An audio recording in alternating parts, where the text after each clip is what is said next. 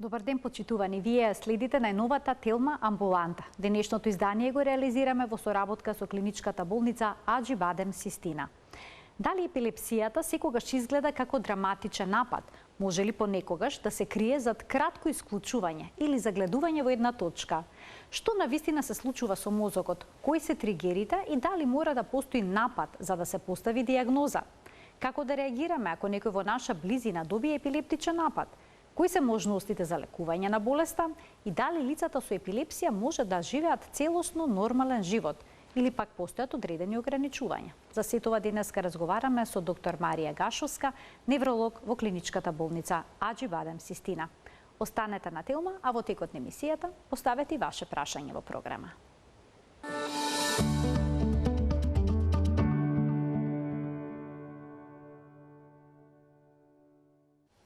Дали секој епилептичен напад е видлив?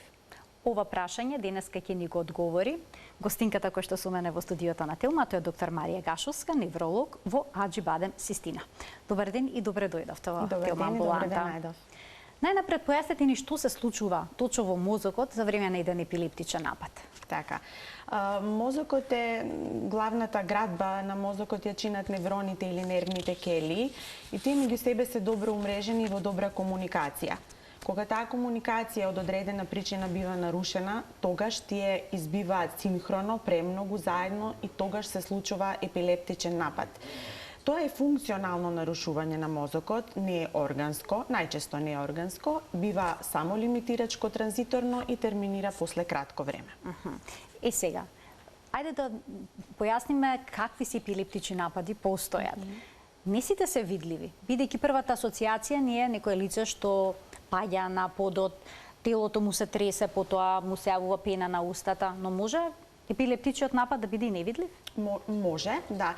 Ова што вие го опишавте сега се така наречените големи напади, генерализирани напади, кога практично голем дел од мозокот учествува во ова избивање што го спомнав претходно и ние тоа го гледаме како оној класичен, драматичен и често за очевидците паничен епилептичен напад. Луѓето губат свест, паѓаат на земја со крик и започнува тоа грчевито тресење на екстремитетите. Меѓутоа, постојат многу епилептични напади, над 30, така што некои од нив може да бидат и неприметливи за околината. Може ли со некого да седиме, например да пиеме кафе, и тоа лице да има епилептичен напад, а ние да не забележиме дека се случува некаков проблем? Може да се случи, иако сите кога зборуваме за епилептични напади, мислиме секогаш на овие големи напади со тресење, меѓутоа, например, абсенсните напади или тие се викаат мали петит мол напади, тие се карактеристични за детска возраст и тоа во школска возраст, тие се генетски наследни и тука едноставно дечињата прекинуваат со активноста со која што се занимавале до дадениот момент, баш се исклучуваат, тоа трае многу кратко. Се загледуваат во една точка. Да, неколку секунди, тоа е нападот, тоа е губењето на свест. Тука немате моторни манифестации или ако има, тие се доста суптилни како трепкање со око или благо вртење на главата, што нема да се препозна и тоа е всушност тој напад. Лошото е што тие може да бидат многу чести. Например, во текот на денот може да се јават многу напади, да кажеме 50. И тогаш овие деца имаат проблем во интегрирањето во смисла пратење на школските активности или во социјалните моменти потоа и затоа често се мисли дека нели се работи за некој нарушување со ментална ретардација и така натаму, меѓутоа тоа не е точно, тоа се само епилептични напади што треба да се стават под контрола. А како родителите да забележат дали се работи за епилептичен напад, кога детето се загледува во една точка или пак може би е тик? Да, токму така, кога се загледува во една точка, односно бива отсутно. Значи, едноставно прекинувате со активноста и за кратко време продолжувате без детето да се сеќава што се случило. Би го заприметиле родителите сигурно, барем како чудно однесување или отсутност, или мајките сигурно го заприметуваат секој детал, секое движење и тогаш се обраќаат на лекар и се дијагностицира овој тип на епилепсија и она е обично наследна. А може ли свеста да биде само делумно изменета, например како во сон? Или да има некои автоматизирани движења? Зборуваме сега за другите типови на епилепсија, да речеме некој постојано да си ги мести копчињата или пак Да, тоа се постојат, значи покрај овие големи напади генерализирани, постојат и парцијални. Тоа значи во некој дел од мозокот, некое жариште се случува епилептичниот напад и зависи од во кој дел на мозокот тоа се случува. Клинички ние го гледаме со таа функција која што во тој дел е одговорна.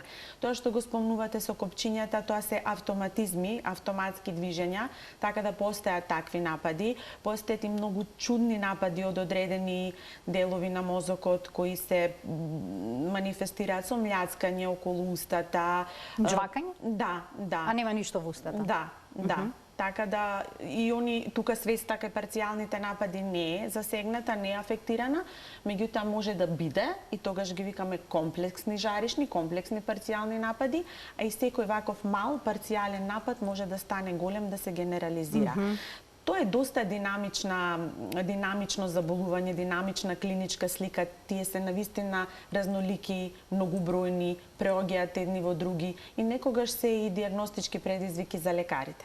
Докторке, а дали може да има промени во чувството за мирис или пак да се јави чувство на дежаву дека одреден момент веќе сме го преживеале? Да. И тоа да биде епилептичен напад? Тоа е така наречена аура, повеќе е тоа предиктор дека напад ќе следи, предскажувач, се јавува кај една посебен врст на епилепсија, силно е врзан со епилепсија, така наречениот темпорален резен. Аурата е, реков, предвестник на нападот и тоа е единственото нешто на кое пациентот може да се сети подоцна. И да, тоа плејада на симптоми се, еден од нив е чувствување на мириси кои не постојат во моментот или не постојат воопшто, феномените на дежаву и јамаву, веќе тука сум бил, веќе ова се случило, гастрични потешкоти со болка во стомак, некои чувства на делузивност, халуцинации? Да, така да тоа е таа аура, може да постои без напад, како засебно, исто се третира, така што тоа е прилично разнолико и често непрепознаено. А колкав дел од овие пациенти завршуваат на психијатрија наместо на невролог? Бидејќи можеби мислат дека имаат паничен напад или пак дека халуцинираат нешто? Да, се случува и тоа поради ваквиот иницијален старт, меѓутоа со денешниот арсенал на дијагностика што го постигнуваме, на крај ги дијагностицираме и ги третираме соодветно. Сакам да кажам, не може да се случи толкава грешка пациентот да остане недијагностициран, не би требало барем и не третиран. Бидејќи ако ова го оставиме вака, не само погрешната дијагноза, мисдијагноза, туку и несоодветен третман би го нарушил квалитетот на животот и интегрирањето на пациентот во животот. А дали секој епилептичен напад значи епилепсија? Може ли нападот да биде испровоциран од нешто друго? Да. Не е секој епилептичен напад епилепсија, дури и голем дел од популацијата доживува во животот еден епилептичен напад, меѓутоа тоа не е епилепсија. За да кажеме дека има епилепсија, мора да има повеќе напади, хронично да се повторуваат низ текот на годините. Обично еден напад ако се јави, шансите во следните 2 години да се јави втор или ние викаме рецидив се околу 40%. Меѓутоа после вториот се 80%. Така што втор напад значи сигурна дијагноза на епилепсија и обично тогаш пациентите се поставуваат на терапија. И тоа е епилепсија како болест, значи не провоцирани напади кои што се повторуваат со текот на времето, но има и епилепсија во склоп на некои други болести и таа викаме симптоматска, а оваа другава беше примарна, значи епилепсија како болест. Например, симптоматска епилепсија се случува кај мозочен тумор, еден од најчестите симптоми на мозочен тумор е епилептичен напад, понатака крварење во мозокот, во главата, повреди на главата, воспаление на мозок, тоа е симптоматска епилепсија. И тука треба да го третираме основното, подлежечко заболување, како би ја истретирале и епилепсијата. А може ли падот на шеќерот во крвта да доведе до епилептичен напад или пак нарушените електролити? Да, тоа е многу често и во праксата многу често се соочуваме со такви случаи. Треба секогаш да се мисли на нив, секогаш да се проверува нивото на шеќер во крвта и многу низок и многу висок шеќер знае да даде епилептичен напад, поопасен е нискиот шеќер, бидејќи му е основна храна на мозокот, и ако подолго време остане мозокот без својата храна, тоа подолго значи секунди, може да настане или минути, може да настанат трајни оштетувања. Секогаш овој дисбаланс на електролитите на шеќерот е круцијален, бидејќи иако се одстапките мали, многу е важно да се препозна, да се мисли на нив за да се третираат и да завршат без последици. А што е со дехидратацијата и високата температура? Понекогаш се случува луѓе на плажа да добијат епилептичен напад. Да. Дехидратацијата е еден тригер на напади, значи секогаш се препорачува луѓето кои имаат епилепсија, сега зборуваме за тие кои што знаат, си ја знаат дијагнозата, да избегнуваат да бидат дехидрирани. Тоа е многу важно и во долгорочниот третман на терапијата. Го спомнавте пливањето. Тоа е секогаш интересна тема кога се зборува за епилепсија, затоа што е и ризичен спорт до некаде, да кажам. Посебно внимание му се посветува на пливањето, бидејќи може да настане давење. Доколку се случи пациентот да биде под вода. Така. Сега кога зборуваме за тригери, односно што се може да поттикне еден епилептичен напад. Значи споминавте дехидратација, потоа да речеме нарушен сон, ако некој не спие доволно добро, светлина. Нарушениот сон почесто, затоа што нарушениот сон, например, доколку не спиете, тоа значи мозокот не се одмара, односно тој не работи како што треба и тоа е тригер за епилептичен напад. Тоа со светлината е малку, да кажам, поголем мит, затоа што светлината, и тоа не секоја светлина, трепкачка светлина, слики што се менуваат по одреден патерн, по одреден шаблон, тие се виновни и тие може да истрогерираат напад, меѓутоа кај посебен тип на епилепсија, тие ги викаме фотосензитивни и тие се многу ретки, под 5% од пациентите ги имаат. Така што може да биде тригер, но во исклучителни и ретки случаи. А големиот стрес? Стресот не е директна причина за епилептичен напад, затоа што по дефиниција епилептичните напади се неиспровоцирани. Меѓутоа, хроничниот стрес за многу работи доведува, доколку го имаме, не го менаџираме, е причина за многу заболувања кои индиректно можат да поттикнат меѓу другото и епилептичен напад. Во секој случај неговото менаџирање, неговата улога во денешното темпо на живење не е за занемарување. Што е со алкохолот? Алкохолот е добро познат тригер за епилептични напади. Ајде да кажеме, не оди алкохол со епилепсија, меѓутоа одма сакам тука да истакнам, не значи дека луѓето што имаат епилепсија не треба да се напијат чашка алкохол. Тоа е дозволено, да се напијат чашка алкохол за ручек или ако имаат прослави да наздрават, тоа е дозволено. Алкохолот има, познато е неговото директно штетно влијание во мозокот и кога не се работи за епилепсија, меѓутоа луѓето со епилепсија се особено осетливи. Тој директно може да предизвика епилептичен напад доколку го користиме во големи количини. Индиректно, например, преку, да кажеме, мамурлукот, тој ќе ви предизвика дехидратацијата напад, нема да спиете, ќе пропуштите доза на лек и тогаш се случува да се јави напад. Постои еден ентитет алкохолна епилепсија, таа се јавува кај луѓе кои хронично пијат, меѓутоа исто така и обуставата на алкохол, односно абстиненцијата може да предизвика епилептични напади. Кај некој што редовно пие, нагло прекине. Кога ќе прекине не само наглото и постепеното одвикнување од алкохол, што секако нели го поддржуваме, може да предизвика појава на епилептични напади. Тие се јавуваат во првите денови, кога ќе се престане со пиење, можат да се јават по неколку, вообичаено се генерализирани, меѓутоа исчезнуваат. Што значи тоа генерализирани? Големи напади. Не жаришни, туку големи. Она со пад, со губиток на свест, со тресење, такви.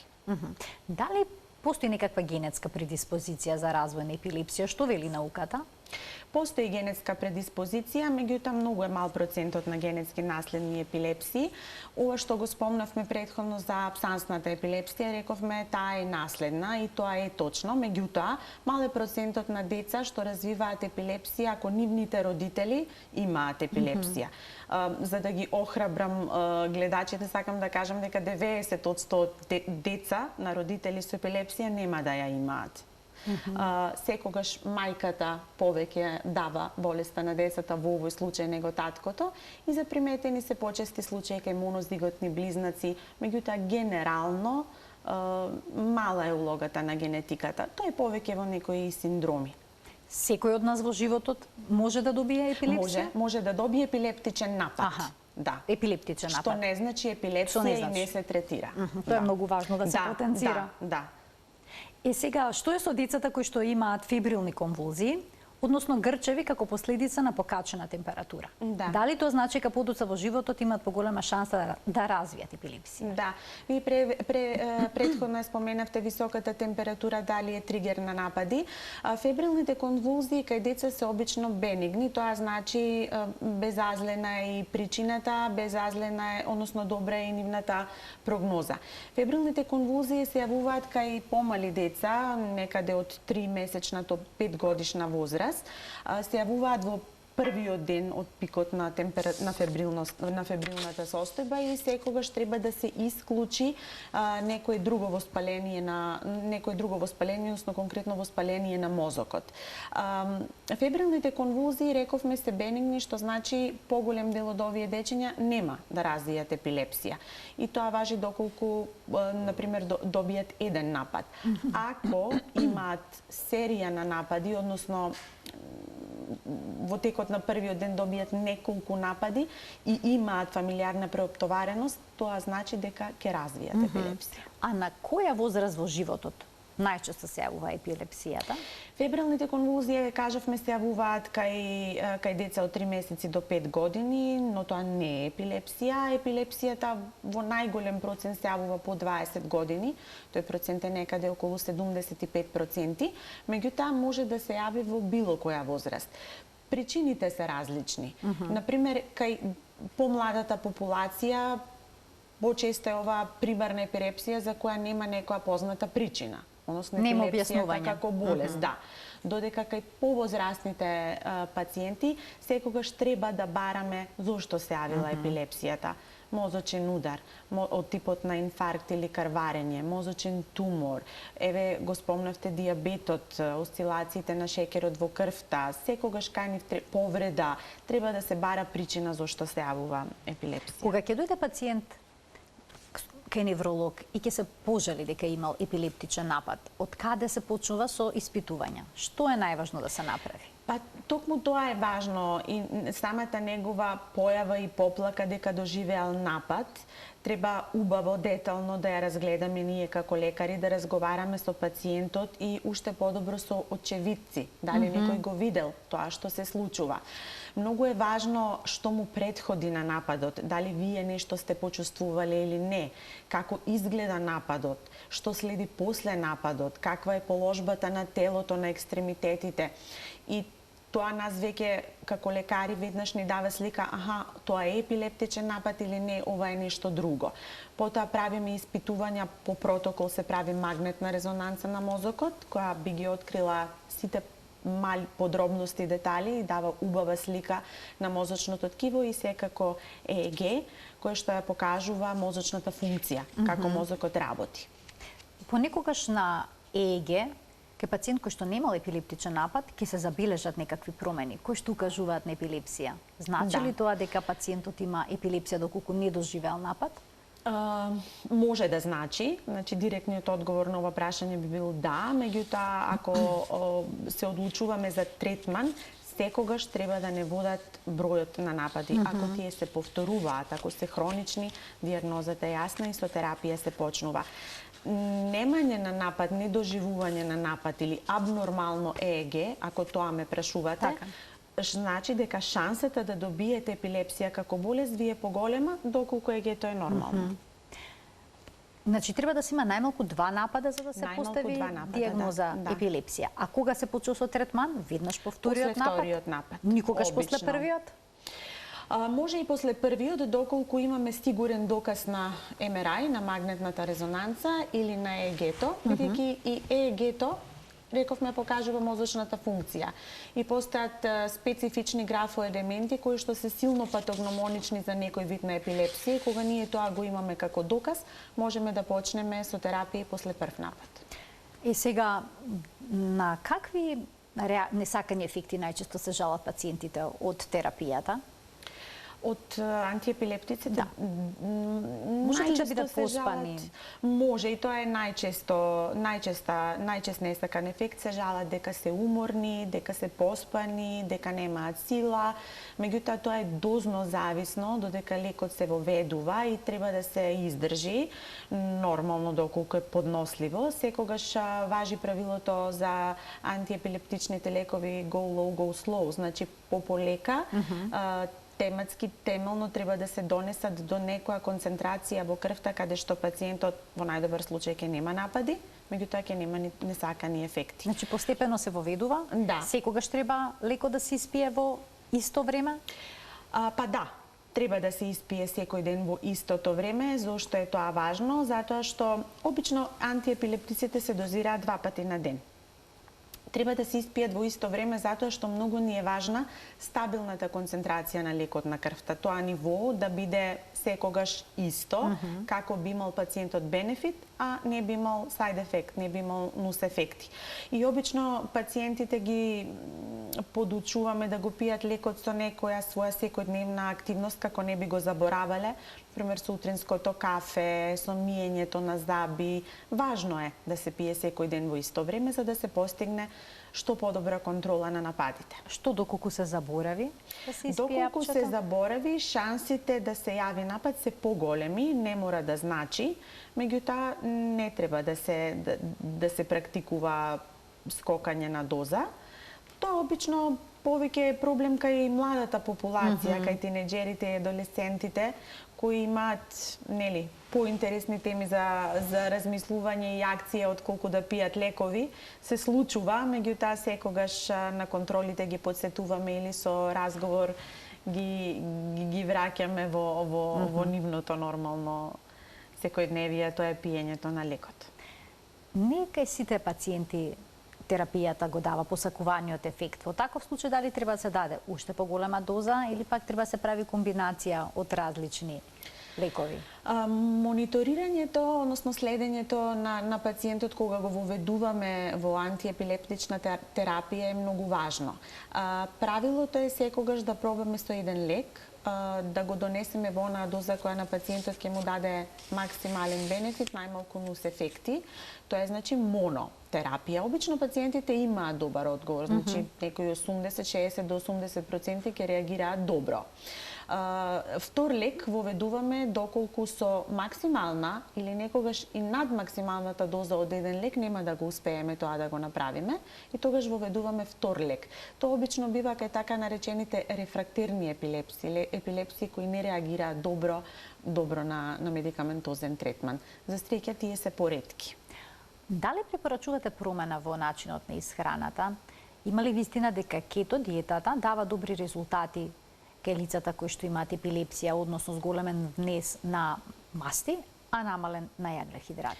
Да, има вистина во тоа и кето диетата е еден адјувантен дополнителен третман што им го советуваме на пациентите, поготово за овие кои имаат резистентна форма на епилепсија.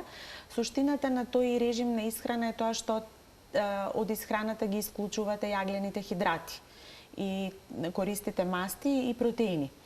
Тогаш мозокот, бидејќи нема шеќер како своја храна, од мастите ја користи енергијата, односно тие така наречени кетони, и тоа е добро затоа што ја намалува ексцитабилноста во мозокот, што е потребно кај епилепсија. А има ли некои намирници што советувате целосно да се исфрлат од исхраната?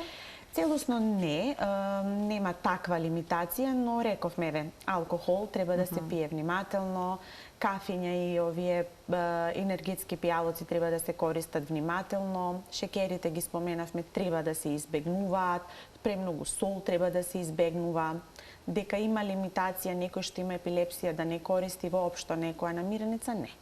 Ке ги вклучиме гледачите од овој момент, почитувани емисијата е Контактна, ги очекуваме вашите прашања. А советувате ли како дополнителен третман да се зема магнезиум, бидејќи знаеме дека добар за мозокот, добар за сонот, а недостатокот на сон може да биде тригер фактор за појава на еден епилептичен напад, или пак витаминот B6 како е начин за смирување? Да, апсолутно немаат контраиндикација да се користат магнезиумот и витамините од групата Б кај пациенти кои имаат епилепсија, напротив тие се и потребни. Зошто? Затоа што се тие антиоксиданси, значи делуваат добро врз нервниот систем, го намалуваат него, викаме, оксидативен стрес, тој еден процес во самата келија која што може да ги убие клетките, да ги умртви, така што оди се препорачува, но никогаш како монотерапија. Да не се залажуваме дека магнезиум и B6 ќе завршат добра работа, односно добра контрола ќе постигнете на нападите без антиепилептик. Колку време пациентите треба да ја примаат терапијата? Дали доживотно? Има ли период кога докторот проценува дека може да се прекине? Така.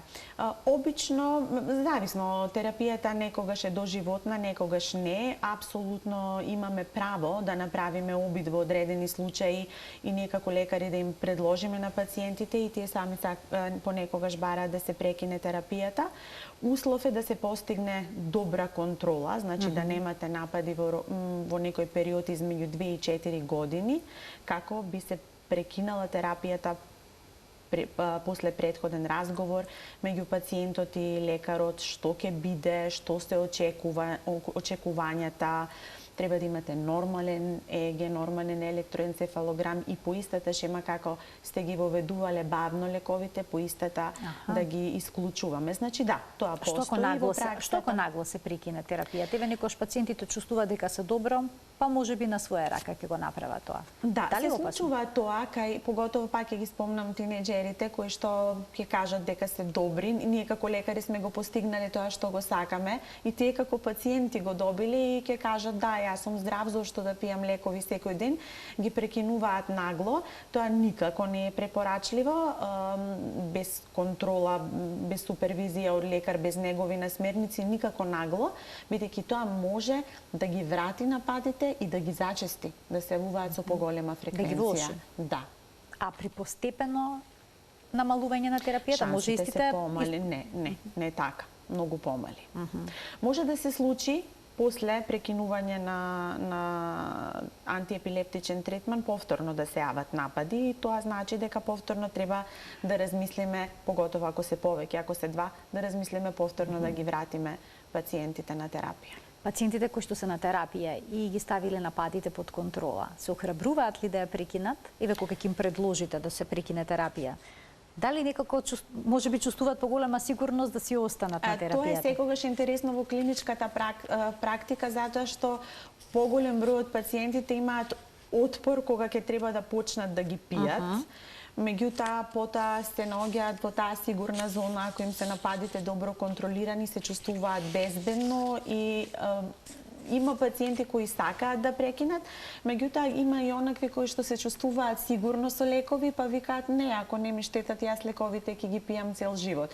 Така тука и тој индивидуален пристап е многу важен. Битно е што сака пациентот, како размислува, што очекува докторот и со заеднички договор, со заеднички јазик избираме начин што е најдобро за пациентот. Тоа е најважно. Не е проблем да ги пијат доживотно? Организмот нема да се навикне на Не е проблем да ги пијат доживотно. Некои епилепсии се третирани доживотно. Така. Да, поготово со денешниот избор на лекови кои имаат многу малку нус ефекти. Сега, кои се алтернативите доколку терапијата не помага? Дали тука хирургијата? Мислите доколку медикаментознава терапија не делува? Да, постојат алтернативи за одреден тип на епилепсии. Хирургијата на епилепсиите е еден сложен начин на лекување на овој проблем. Тоа е така наречена функционална хирургија. Се применува доколку пациентот после 2-3 години не успеваме да му направиме добра контрола на нападите, да биде функционален толку колку што е потребно и не секоја епилепсија се лекува хируршки. Например, услов е таа да е жаришна. Услов е фокусот во мозокот точно да се најде. некогаш тоа се прави со електроди кои што се ставаат хируршки на отворен мозок, да биде во, например, тој хипокампален дел или темпорален резен и од операцијата пациентот да нема несакани ефекти кои што би го онеспособиле. Со операцијата се отстранува еден мал дел од мозокот, така? Да. Жариштето фокусот, жариштето тука каде нападот почнува. Во тој случај излекувањето е конечно? Излекувањето може да се каже дека е конечно, иако може да и после операцијата е потребна примена на антиепилептични лекови, бидејќи нели рековме функционираат нервните клетки заедно, вие ќе го отстраните фокусот, меѓутоа ширењето стои, така што се препорачува и да пијат терапија. А што е тоа вагус нервна стимулација?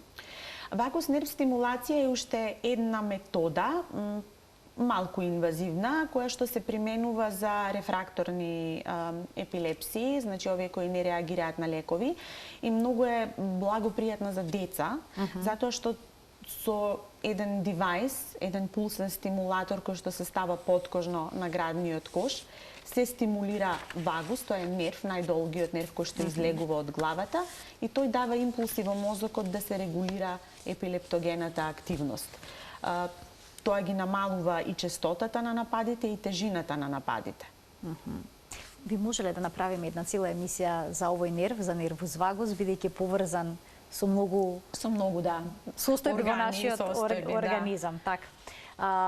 Кога зборуваме за лицата со епилепсија, дали тие може да живеат нормален и квалитетен живот? Имаат ли некакви ограничувања? Еве да, например, можат ли да бидат возачи на автомобил? Да. Може ли да управуваат со моторно возило? Може да управуваат со моторно возило. Лимитацијата е во смисло они не може да бидат професионални шофери, да кажеме, возачи на автобус, на камион, не може да бидат пилоти. Меѓутоа не може да работат и други ризични работи, например да работат со високофреквентна струја, да работат во опасни на височини со опасни индустријски машини, а возењето секако им следува на пациентите со епилепсија, и тоа е во секоја земја законски регулирано. Колку време не треба да имаат епилептичен напад за да можат? Тоа е различно. Секоја земја си има своји регулативи. Кај нас ние имаме, значи во законот за безбедност на патиштата постои еден правилник за здравствените состојби на идните возачи. Во тој правилник е вметната и епилепсијата. Веднаш сакам да кажам дека не е единствена, има многу такви состојби.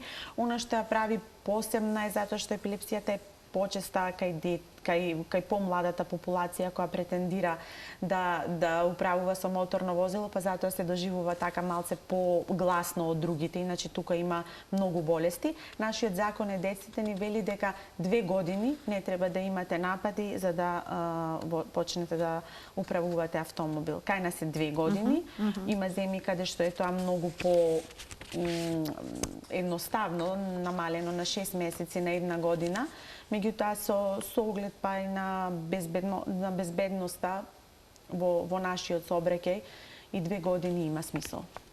А што доколку возачот на автомобилот почувствува аура дека ќе добие епилептичен напад? Па додека е автомобилот во движење, например? Тоа би можело да биде и добра околност, бидејќи рековме аурата е предиктор, значи да, ќе се случи нешто, може и да не се случи напад, меѓутоа може и да се случи, и најдобро е тогаш шоферот, доколку е тој возач, за таква ситуација зборуваме, да го паркира автомобилот на сигурно, на безбедно место и себе си да се осигура. Тоа би значило да го одврзе појасот, да се постави на бок, под главата да постави нешто што стимулира јасток, перница, некој мек предмет, за да ако се случи напад да биде обезбеден. А како да постапиме доколку некој пред нас падне и има таков голем епилептичен напад со тресење на тело? Да, тоа секогаш изгледа. Обично луѓето најнапред се обидуваат да го извадат јазикот. И тоа е многу погрешно. Кога некој доживува таков генерализиран голем напад, пред очевидци, тоа е прилично драматично и често пати се заборава што треба да се направи или се прави нешто што е погрешно, како ова со јазикот. Значи, тоа е ситуација кога имаме човек што ја губи свеста, паѓа на земја со крик грчевито, почнува да се тресе. Она што ние би требало да го направиме да ја осигураме неговата безбедност. Тоа значи да ја елиминираме секоја опасност од неговата околина, да тргнеме предмети од кои што пациентот би можел да се удира и да се повредува, и исто треба да елиминираме гужвата, публиката која секогаш сака да го прати настанот од страна и смета. Понатака треба да го гледаме нападот, колку трае, што се случува, каква е положбата на телото, на екстремитетите, да не го притискаме, да се обидуваме со рака, и тоа е тотално погрешно. Тоа е тотално погрешно затоа што те се премногу јаки контракции на мускули. Мислам, кога телото во епилептичен напад се тресе, тогаш може да се кршат екстремитети, коски. Ние не можеме со допир или со стискање да го превенираме нападот, тоа нема да се случи. Исто е многу важно да останеме со пациентот се додека тој не си ја поврати свеста, не стане респонсивен, да ни одговара на прашањата. Дополнително како можеме да му помогнеме, например, не знам, ако носи очила, да ги тргнеме од главата, да му ставиме нешто под главата меко, да не ја стискаме, да не ја фиксираме главата, да го ослободиме од кошули, од марами, од вратоврски, и на крајот на криштата помош, и ако не знаеме што да правиме, ништо да не направиме, да повикаме брза помош. Тоа што го спомнавте со јазикот е многу погрешно. Тука само можеме да го... Што е толку спорно во тој момент? Значи, спорно е затоа што вие имате грч. И во тоа се вика тонична фаза од нападот, кога пациентите го гризнуваат јазикот. Тоа е грч, стегната е устата, вилицата. Вие не можете форсирано да ја отворите, само ќе го повредите него или ќе се повредите себе. Само треба пациентот да се постави прво да почекаме нападот да терминира, контракциите да се смират, и да го свртиме во бочна положба. Така му ги ослободуваме дишните патишта. Луѓето мислат дека кога тоа ќе го прават, дека му помагаат на пациентот да дише. Не, тоа е заблуда. Така убаво што се разјасни овој мит, а што да се направи отпосле кога пациентот ќе дојде при свесност и уште е збунет? Да, после вакви напади пациентите се збунети, конфузни, имаат главоболки. Значи, ние треба да останеме, доколку сме очевидец на напад, треба да останеме до самиот крај, додека пациентот не почне со нас да комуницира, да кажам, свесно. Тоа не е веднаш, тој ќе биде збунет. Може да биде агитиран, односно тоа не е агитација, него повеќе он е исплачен што се случува. Треба да го умируваме, да повикаме некој негов близок, затоа реков да елиминираме таа гужва, таа публика околу, да го прашаме едноставни прашања, да видиме дали е респонсивен. Например, ако минута време после смирување на нападот, тој не ни одговара, односно не е при свест, треба да се повика итна помош. Има паметни јалки под апликации на мобилни телефони кои што би ги алармирале блискиот на тој што има епилептичен напад, доколку се случи тој напад и е сам во домот. Дали тие се користат и се навистина од помош за семејствата, каде што има лице со епилепсија? Да, тоа е повеќе, постојат такви апликации, да, секако дека тие се добри, затоа што со еден клик вие имате увид, например, што ви ги тригерирало нападите, па тоа ќе го одбегнувате. На некои апликации нападот може да се сними, па вие потоа ќе му го покажете на својот лекар. Ремајндер или подсетник за земањето на терапија постои. Моето искуство вели дека не се доволно користени. Не имавме порано еден така класичен начин, пациентите водат дневник за напади, си ги запишуваа како на календар нападите, и така имавме увид колку се чести, што се случува. Денес оваа технологија секако е многу полесно, и тоа што викате ќе алармира дека нешто се случува, ќе има придружба, ќе може да се реагира ако е потребно. Младите често пати, имаме гледач, па потоа ќе продолжиме онаму каде што запревме. Добар ден. Добар ден. Поздрав многу до докторката и до емисијата. Ви благодарам. Почитувана докторка, само да прашам, јас имав проблеми порано фенобарбитон од Загребскиот плива, го пиев скоро 30 години, пациент сум, тоа диагностика што е. Исто и сопругата. Значи, нападите се средени, али ме тера постојано на исплачување, да се исплачам, ме сваќате, ако ќе се исплачам, како нешто да ми се симнало нешто мене од нервниот систем од главата. Чувствувам од време на време некој зашеметеност, на невролог ми дадоа некој лек да го пијам, то се вика вимпоцетин, оти чувствувам вртоглавата. Од кој примни вакцината на AstraZeneca, јас имам постојано вертиго, вртоглавица. Ако би можеле да ми помогнете нешто, тоа не е поврзано со епио. Јас си го пијам фенобарбитонот и понатаму, али до сега, фала му на Господа, немам нешто несвестици, такви работи. Думата ми е само исплачувањето. То ме тишти многу. Лек некој што може да ми окажете, не е битно ако е јавно, што ќе ми поможи да се смири вертигото. Пета Ширкот, неврологот, ми го прекина научно во ред, едното во не ми работи, нешто што рамнотежата макиот, секундарни тие се вртоглавите, во пределот на коренот на носот. Тоа е тоа. Друго не би може чудо што да кажам. Ви благодарам за вклучувањето во денешната Телма амбуланта. Какви насоки би му дале на гледачот? Вака, прво, него го плаши, го мачи вртоглавицата што му се јавува. Вртоглавицата не е нуспојава од лековите што ги спомна, што ги пие, кажа дека не слуша на увото и тука е проблемот. Значи, со вртоглавицата, најчесто вртоглавицата која ќе се јави, поготово вака ако долго трае, она не е опасна и не сугерира некој невролошко заболување, така што тука е проблемот. Значи во средното колку е оштетен слухот, се става и апарат за слушање, така исчезнуваат вртоглавиците, или ако е проблемот во внатрешното уво, се прават маневри со главата за да се ајде да кажам, доведе центарот за рамнотежа во ред. Така да тоа е по однос на вртоглавицата. Фенобарбитонот го спомна дека го пие многу долго и тоа се случува со многу пациенти. Некако се припишува по дефолт цело време, или ајде ова што викате да сме сигурни со лекот е добро.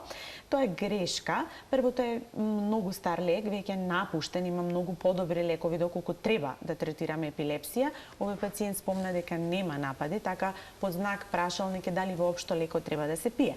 Секако тоа треба да се консултира со свор лекар, со свор невролог, барем тој кој што му го препишува, и да се види реалната употреба од примањето на лекот. Уште еден гледач ке вклучиме. Добар ден. Добар ден. Добар ден. Повелете, во програма сте. Ќе ве молам, ако сакам да поставам некои прашања. Повелете. Во врска со епилепсијата. Јас сум зависник од лекарствата за епилепсија. Колку време ги пиете? Па ги пријам пред 2 години ми се јави таа. Така. Имав една незгода, паднав незгодно од кров.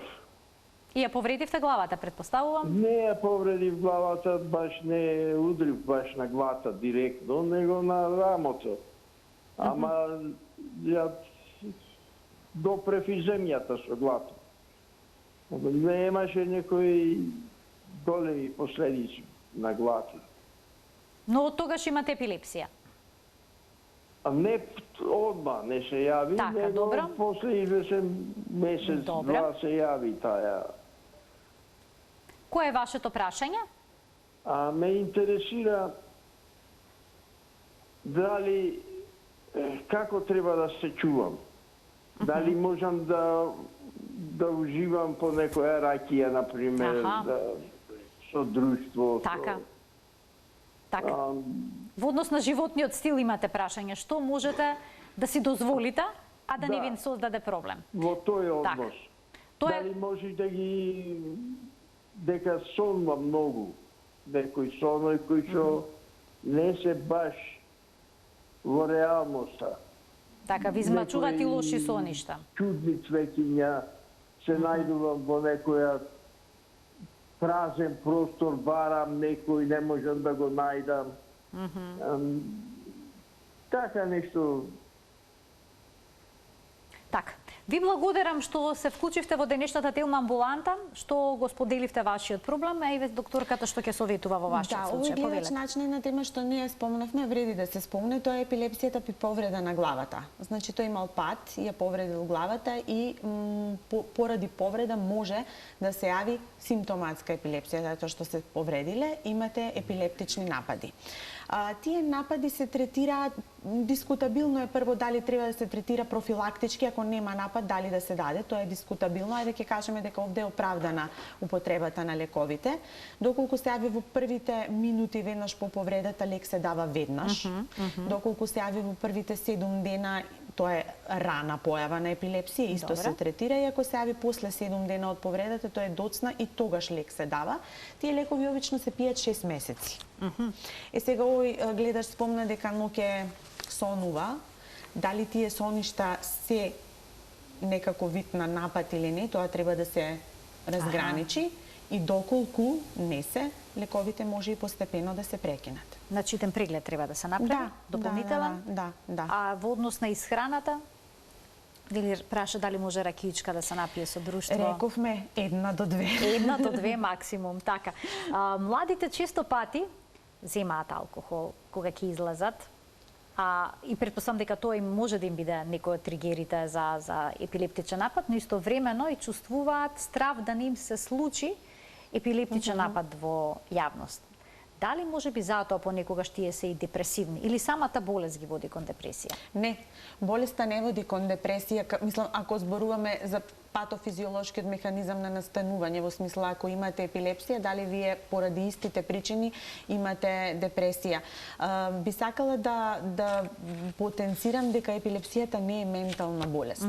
И луѓето што имаат епилепсија немаат никаков проблем со когниција, со меморија, со афектот, со расположението.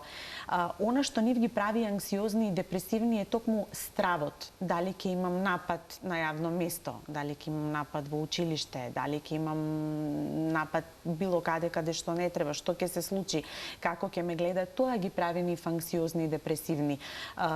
Или анксиозни или депресивни. Стигмата околу оваа болест се уште струи и веројатно секогаш ќе струи. Меѓутоа сакам да кажам дека луѓето кои што имаат епилепсија апсолутно можат и треба да живеат нормален живот, да се женат, мажат, да раѓаат деца, да заснуваат свое семејство. Жените може да се реализираат во мајчинството? Апсолутно може, да. А што е со 8-часовното работно време пред компјутер? Не е причина не? не може да биде причина за епилептичен напад. Се советува доколку лице кој има таква фотосензитивна епилепсија работи 8 или повеќе часа пред компјутер, се советува мал одмор, носење заштитни очила, да се избегнува гледање во трепкава светлина или патернаш слики кои што се менува. Иначе дека не сме да работи 8 часа пред компјутер, не. Има некои професии кои што не смеат да ги работат? Луѓето со епилепсија, да, ги спомнавме, не сме да бидат професионални возачи, пилоти, опасни машини, тоа не сме да го да работат на скеле, претпоставувам. Да, бидејќи опасноста од пат е така голема. А спорт? Спортот Бидејќи спомнавте пливањето, може да биде ризично. Пливањето е малку посебна категорија кај епилепсијата, да, поради давењето. Генерално, луѓето кои што имаат епилепсија треба и може и треба да се занимаваат со спортска активност, затоа што спортот го подобрува менталното, физичкото здравје и кај општата популација, па поготово кај луѓе кои што имаат епилепсија. Особено спортови што носат мал или среден ризик, апсолутно може да ги практикуваат. Треба да се избегнуваат високоризични спортови, например скуба дайвинг, скокање од параглајдер, тоа треба да се избегнува. Пливањето е малку специфична категорија, специфичен спорт, затоа што постои опасност од давење и се препорачува, тука има одредени рестрикции, прво да се плива секогаш во друштво, да се плива со некој што ви под надзор, да се плива, например, прево базени, него на отворено море или во езеро, да се користи заштитна опрема. А имате ли некои совети што ги давате во однос на домашното функционирање, на пример дали да се капат во када или во туш кабина, има ли некои такви правила? Па има препораки, не се тоа правила, ќе кажам, тоа се препораки. Например, се препорачува туш кабина наспрем када поради овој момент на потенцијална опасност од давење. Се препорачува, да кажеме, додека пациентите со епилепсија се бања, да не ја заклучуваат вратата од тоалетот, да се користат завеси, не стаклени или пластични затварачи на туш кабините, да можат да седнат, при неконтролирани напади да имаат секогаш надвор некој кој ќе им помогне, или када ако користат, например, не треба нивото на водата да биде над главата, да биде некое по-ниско ниво на вода.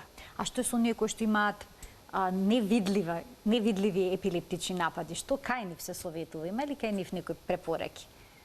Има некои нели автоматизирани движења? Да, видете, секогаш овие генерализираниве големите напади на кои што најмногу им посветивме внимание, тие се поопасни. Например, не може парцијален напад каде што не губите свест, жарешен, да ве предизвика повреда. Овој првиот може повеќе.